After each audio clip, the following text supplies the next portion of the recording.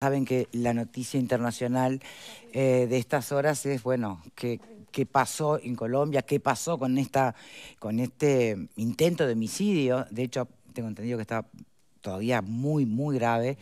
El candidato, bueno, precandidato en realidad, Miguel Uribe, que fue baleado con 3 tiros, 2 dieron en su cabeza, estaba detenido, el menor, creo que tiene 15 años.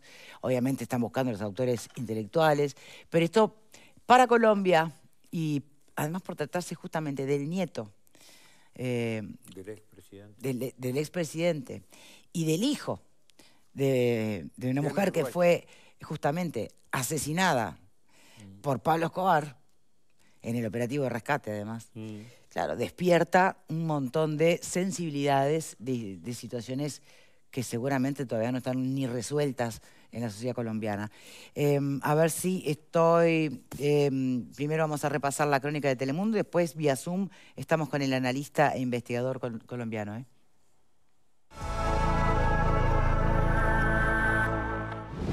medio de un acto público en un barrio popular de Bogotá, el senador de 39 años recibió 3 impactos de bala, 2 de ellos en la cabeza, de acuerdo con los paramédicos que lo atendieron.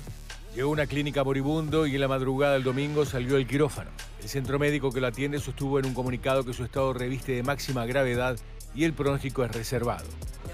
Miguel sigue luchando fuertemente por su vida y les pido a cada uno de ustedes que sigamos en oración fuerte, que no desfallezcamos y que estemos unidos en oración.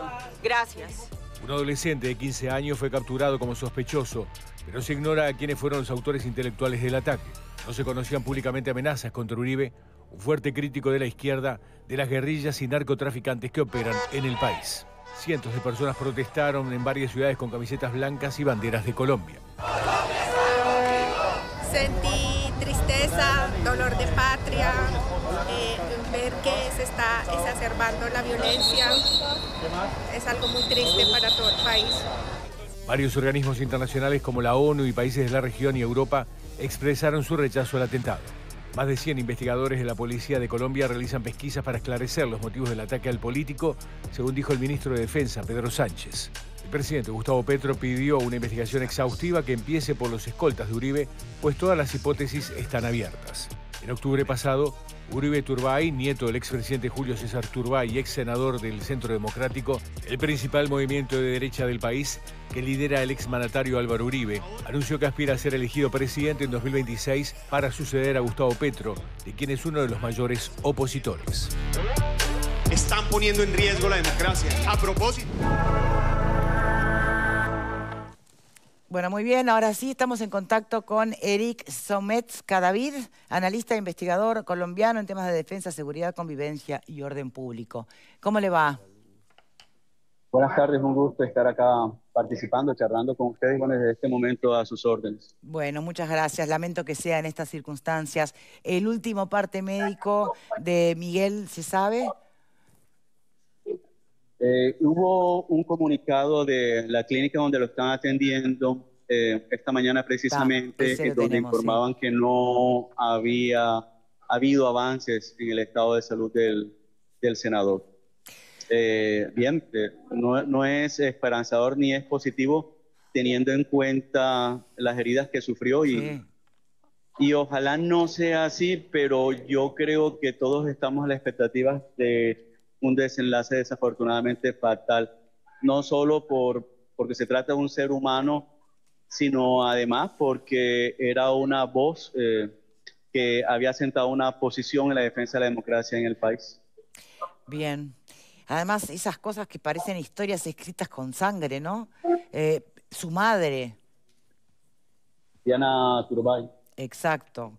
¿Ella iba a hacerle una entrevista a Escobar cuando pasó lo que pasó? No, ella fue engañada, aparentemente bueno, le propusieron realizar una entrevista con el ELN y bien, fue citada en un sitio, una región montañosa del departamento de Antioquia y ya fue secuestrada. Pero es paradójico porque el año pasado cuando el senador Uribe precisamente lanza su candidatura, él visita esa región donde su mamá fue asesinada. Entonces, pues, la historia vuelve y se repite. El tema es que nosotros como nación no hemos sabido aprender de lo que nos ha sucedido en el pasado y bueno, tenemos esa condena que es nada diferente a volver a vivir estos escenarios. Bien, e incluso creo que, usted corríjame, ¿no? Pero minutos antes de que le dispararan, creo que evocaba a su madre, ¿no? Y para cómo, de alguna manera, el nunca más. ¿Fue más o menos así?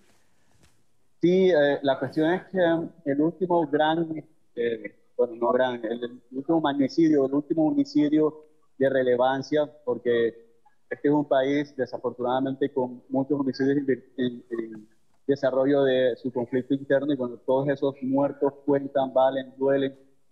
Pero la última figura pública asesinada que recuerde yo fue para 1999, estamos hablando de hace ya, ¿qué? 26 años. Y hubo una cadena de asesinatos, de homicidios en contra de aspirantes presidenciales, precisamente justo por la época en que asesinan a la mamá del senador. Es decir, desde hace más o menos 30, 35 años, este país no conocía un suceso de esta naturaleza, ¿no? Lo que obliga a repensar la manera en que estamos abordando los problemas que en este momento nos aquejan, ¿no? Exacto. Hay que tener en cuenta, yo vuelvo y lo digo, o sea, todos los muertos cuentan. En Colombia hay una persecución en contra de líderes sociales, personas, lideresas, defensoras de derechos humanos, y eso impide que nosotros reconstruyamos nuestro tejido social fracturado por la guerra.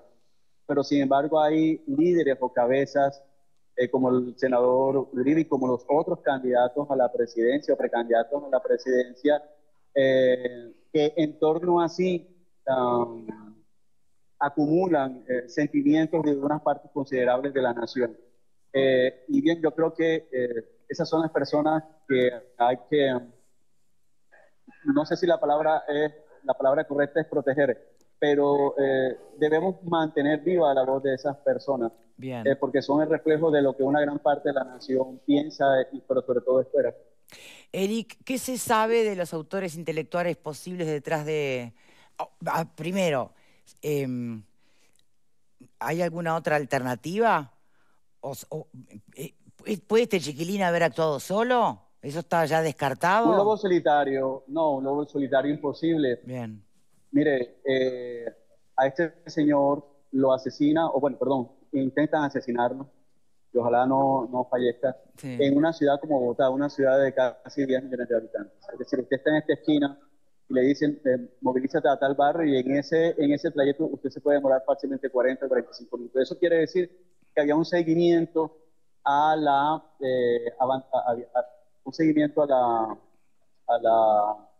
avanzada o a la caravana, sí, en la que se movilizaba el senador. Y no debía ser el mismo día, debía de haberse efectuado ese seguimiento desde hace varios días para poder establecer con certeza que el señor estaba ahí. Y es donde llega precisamente el sicario, es decir, un seguimiento que no solamente determina dónde está la persona, sino calcula más o menos cuánto tiempo va a estar y eso le permite al sicario actuar. Ahora, no estamos hablando de una persona que tiene 30, 35 años, por eso, que es un menor, perteneció a una estructura delictiva y que bien, por X razones decidió actuar de esa manera. No, estamos hablando de una persona que es un niño en la práctica, porque lo que tiene son 14 o 15 años. Sí. Es decir, esta fue la mano que apretó el arma, la pistola. ¿Qué hay detrás? El público en este momento no lo sabe, pero nosotros no sabemos si el Estado lo sabe o no. Pueden ser, apartando la tesis del lobo solitario, que yo la descarto por completo, podría ser un asesinato con motivaciones políticas o podría ser un asesinato perpetrado desde el narcotráfico. ¿Por qué? Porque este era el candidato, o es el candidato, porque todavía lo es, de la centro derecha, pero es el candidato de la centro derecha con el lenguaje más moderado, con el lenguaje más estructurado. Una persona que ha sido víctima de la violencia, ¿no? Ya lo sabemos por qué. y la persona que posiblemente tenía las mayores posibilidades de esa parte del espectro político colombiano de aspirar a la presidencia. Una persona que hace parte de una familia tradicional en la política colombiana, una persona afín a otros sectores políticos como Cambio Radical, como el mismo Partido Conservador, como el Partido Liberal. Su papá y su abuelo, su tío, ex senador de la República, su papá, ex presidente de la República, talantes liberales. Es decir, era una persona que podía o tenía la posibilidad no solamente de aspirar a la presidencia, sino de disputar la presidencia. Entonces, yo por lo menos, en un momento en que no se descarta ninguna hipótesis, tampoco descarto la hipótesis del narcotráfico, porque evidentemente el gran problema que aqueja a la sociedad y a la nación colombiana es el narcotráfico. Y si llega a la presidencia una persona de este talante, pues su objetivo va a ser recuperar la seguridad, la convivencia y el orden público, y eso significa necesariamente un ataque directo al narcotráfico. Entonces estos señores de pronto se anticiparon, dieron la posibilidad de que este muchacho fuera presidente y dijeron, bueno, vamos a anticiparnos a ese problema. Esa es una hipótesis. Bien. Que ojalá sea esa. ¿Por qué? Porque si esto tiene motivaciones políticas, estamos devolviéndonos a la década de los 30 y los 40. Claro. En donde nos matábamos por el color de la corbata o el color de la camisa o el color de una bandera. Sí, ninguna de las dos alternativas son alentadoras, pero entiendo que una remite a una cuestión, si se quiere, más compleja y más sensible para los colombianos, ¿no? Sí, sí, señor. Y la última pregunta, Eric. ¿Se está analizando qué hacer con ese menor? ¿Cómo se le va a tratar? ¿Como menor o no? Bien, bueno, todo depende de lo que termine de pasar en las próximas horas con el senador. La legislación penal colombiana es protectivista de los menores de edad, es decir, personas menores de 18 años.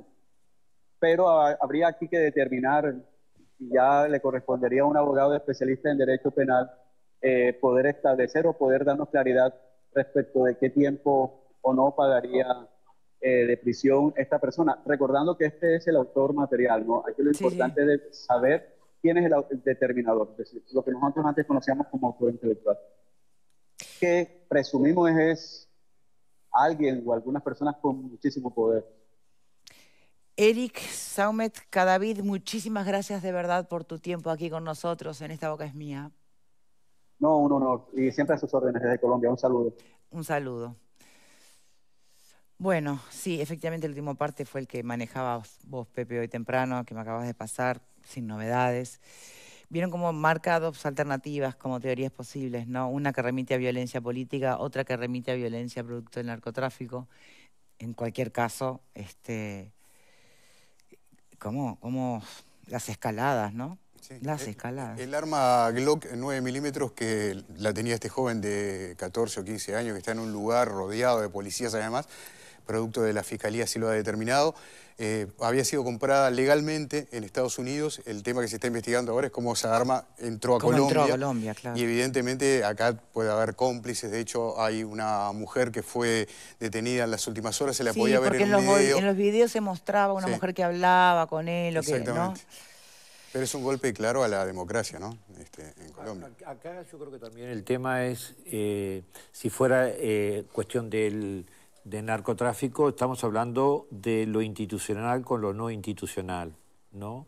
Los códigos del crimen organizado son propios y no responden a las institucionalidades correspondientes a la democracia de nuestros pueblos. Entonces, el narcotráfico maneja unos códigos diferentes.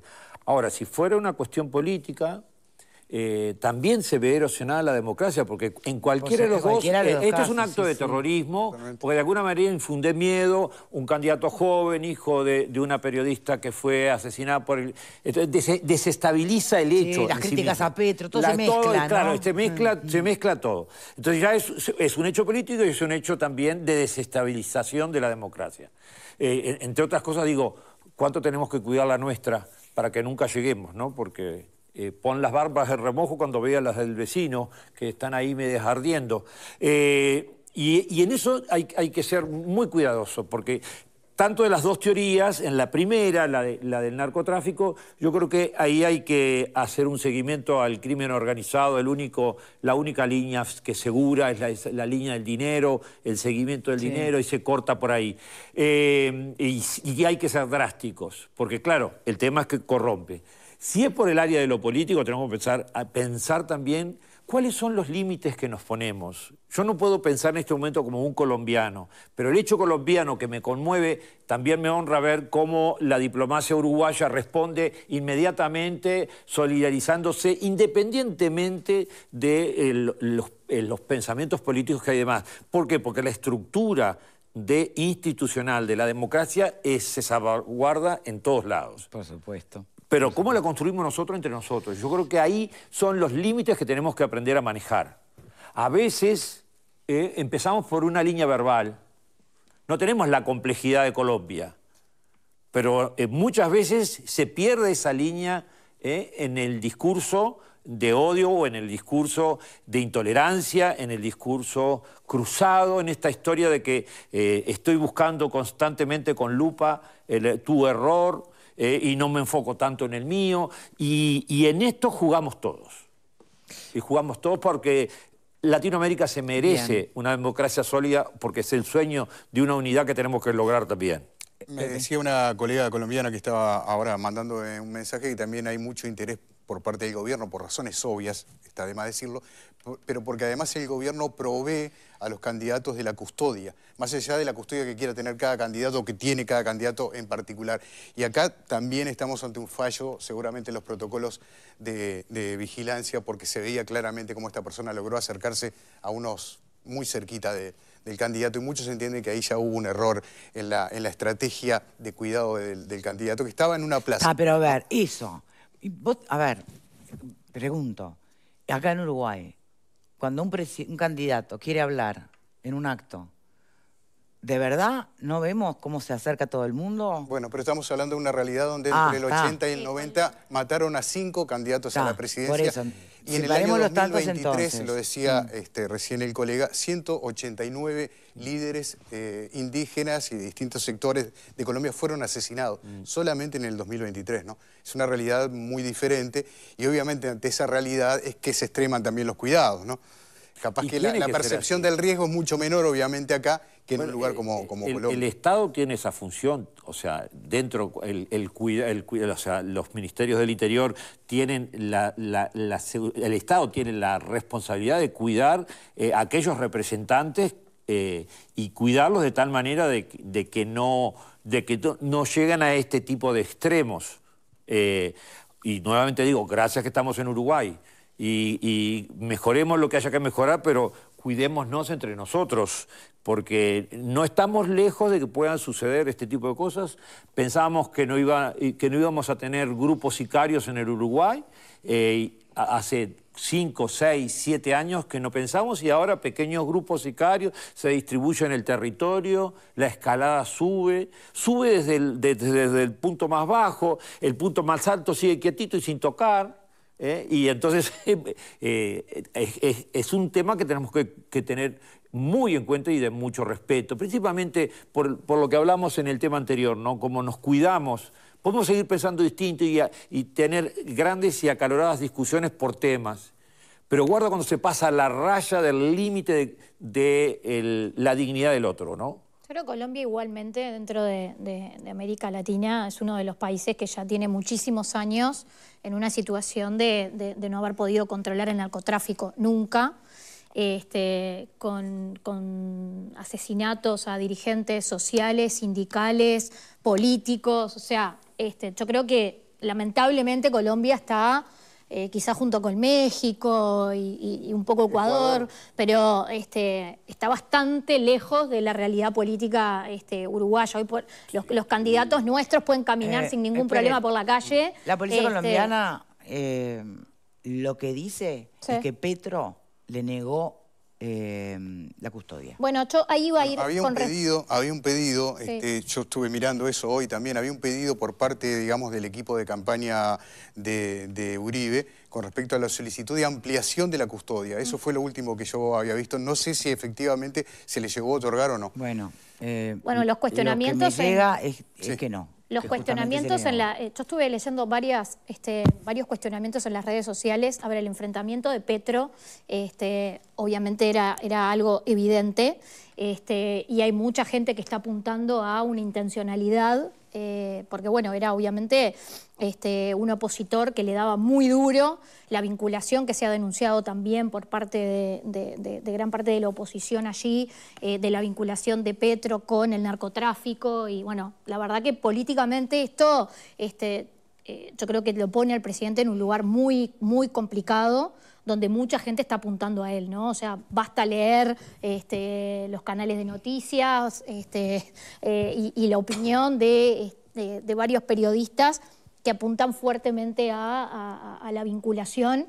Y esto de la custodia que vos decías, hoy estuvo también de que tendría que ver con quienes están detrás, ¿no? Con esta vinculación del presidente y del gobierno con quienes estarían atrás de este atentado, ¿no? Que sería terrible. Ahí sí se confirmaría lo que decía el periodista, ¿no? La peor posibilidad que es que tenga por detrás un tema político, ¿no? Institucional. Porque bueno, yo creo que más allá de que se compruebe que, si después se comprueba que eso no es así, este tema ya se instaló.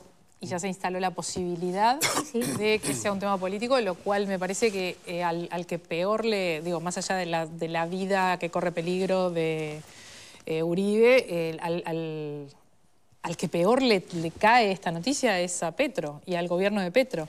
O sea lo que sea que se demuestre después, el titular ya está y ese titular no lo cambiás. Y además, si se sospecha sobre eso es porque también algo hay.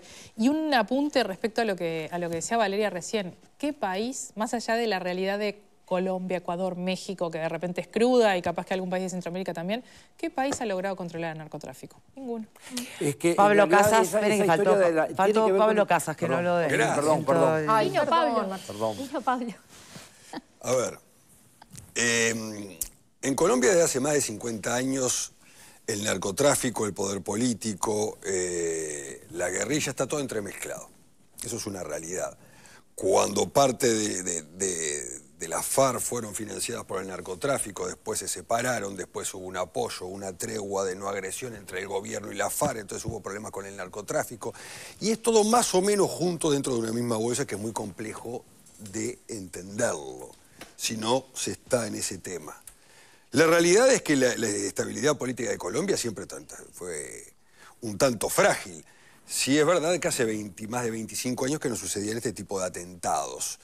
Pero indudablemente la facilidad para atentar en Colombia contra un candidato a la presidencia de la República siempre se ha tenido. Por más que el gobierno de turno le dé más custodios, menos custodios, se haga un perímetro, etcétera, etcétera, es tal el poder que tiene el narcotráfico y la guerrilla dentro de esos mismos países, yendo un poco más atrás, o sea, un poco más adelante, perdón, una situación similar pasa en México, que nosotros lo visualizamos de acá y no lo podemos entender o nos impresiona, pero la realidad es que para ellos es algo cuasi normal, lamentablemente. El crimen organizado. Claro, entonces a vos te quedan dos opciones si te vas a dedicar a la carrera política de estas características. Si te vas a enfrentar contra el narcotráfico, los cárteles, o contra la guerrilla, tendrás que adoptar un sistema de seguridad que te prohíba, lógicamente, dar discursos en público. Porque no es la primera vez que sucede y no creo que sea la última tampoco. Entonces, cuando pasan este tipo de cosas, nos impresionan, pero si uno después lo ve con retrospectiva, se da cuenta que esto es lamentablemente común. Yo vivía en México en el 2006, cuando estaba Calderón de presidente. Y entonces declaró una guerra feroz al narcotráfico. Y empezó recorriendo el país desde México, desde Ciudad de México, el Distrito Federal, hacia arriba y hacia el sur. Y ¿qué pasó? A medida que empezó dentro de la institución a hacer la limpieza, la gente expulsada del Estado, que eran de alguna manera la conexión con el narcotráfico, empezó a poner en la calle una cuarta o quinta institución, ¿no? Que era el crimen organizado. Y entonces yo llegué a ver disparates tales como en Monterrey, la gente manifestando para que no llegara el gobierno de Calderón a investigar sobre las instalaciones en Nuevo León y el gobierno de Nuevo León, porque hasta ahí, o sea, fíjense en el estado de locura de esa situación. La corrupción es tan grande, tan grande. Claro, entonces, ¿qué pasa? Es tan terriblemente habilitado que es peligrosísimo. Obviamente no hay posibilidad de reestructurar institucionalidad.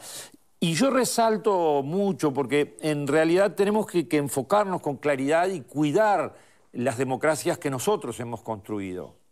Yo estoy de acuerdo con Pablo porque ya, de cómo se entremezcla todo, porque ya el asesinato de Diana Turbay, la madre de este senador que estaba peleando por su vida ahora en 1991, fue un hecho nunca aclarado. En realidad, y si el mensaje, y si esto es de narcotráfico, claro, el mensaje es terrible. Es terrible. Es terrible. Madre e hijo, pumba. Sí, Diana Turbay, que lleva el nombre, cuyo nombre lleva el premio de periodismo más importante que hay hoy en Colombia, ¿no? Una colega que trabajaba en la televisión y también en prensa escrita, que como vos decías, va a hacer un reportaje, la engaña y en realidad la secuestran. Y a partir de ese momento, hasta el propio César Gaviria, que era el presidente en ese momento, el expresidente Turbay, o sea, el abuelo de Uribe, de quien intentaron asesinar, va a pedir por la vida de su hija y César Gaviria le dice: estoy negociando con Estados Unidos, y de hecho, con el tema de los extraditables, se llamaban los extraditables ese grupo además, seguramente no puede hacer nada. ¿Y qué ocurre? Aparentemente a Turbay la llevaban, cada vez que Escobar se movía, la llevaban como una suerte de escudo, ¿no? Porque liberaron al grupo y se quedaron con el camarógrafo de ella y ella.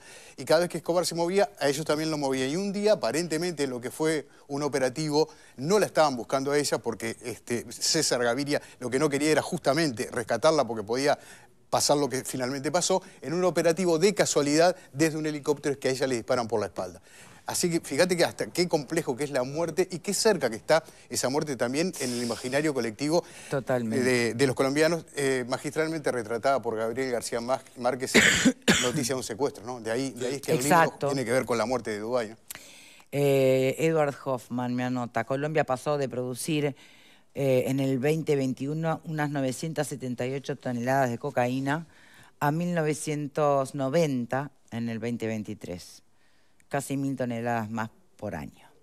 998.000. Sí, perdón. Claro, ¿no? O sea, para tener una idea, ¿no? Claro. Sí, sí, es lógico. Digo, el dinero que se mueve es tal y la financiación de la guerrilla es tal que nunca podés saber por dónde puede venir cualquier tipo de atentado. Es como los topos. Claro, es muy Tienen complejo. varias entradas a la Tierra. Nunca sabes por qué lado va a salir. Claro, pero el canal está por abajo. Y ese es el gran problema. Cuando el canal se establece por abajo en las estructuras. Y ya permearon las instituciones, ¿no? Que ahí es donde está el problema en un país como Colombia. No, los partidos políticos, o sea, ahí tenés noticias hace muchas décadas vos como gobierno colombiano, la única respuesta que puedes dar que sea seria es ir y encontrar al autor intelectual, que está complicado ubicarlo, pero encontrarlo, llevarlo a la justicia y juzgarlo. Que creo yo que es lamentablemente una utopía, pero es la única forma que tiene el gobierno colombiano de decir: acá nosotros no somos permeables en ningún tipo de corrupción, vamos hasta el fondo, hasta el final, y acá llevamos a la gente a la justicia. Si eso sucede, yo creo que la visión es diferente, pero como eso lamentablemente creo yo que no va a suceder... Igual, como decía Leonora, la tiene muy difícil si el gobierno no da una señal clara, ¿no? Pero la señal clara puede ser que vos investigues. Totalmente desestabilizado. Claro, vos podés investigar y no llegar a nada. A eso es lo que voy. Pero es por ahí. Muy bien. Veremos cómo sigue, sobre todo la salud de Uribe, ¿no? Muchas gracias. Hacemos una pausa y volvemos con otros temas, ¿eh?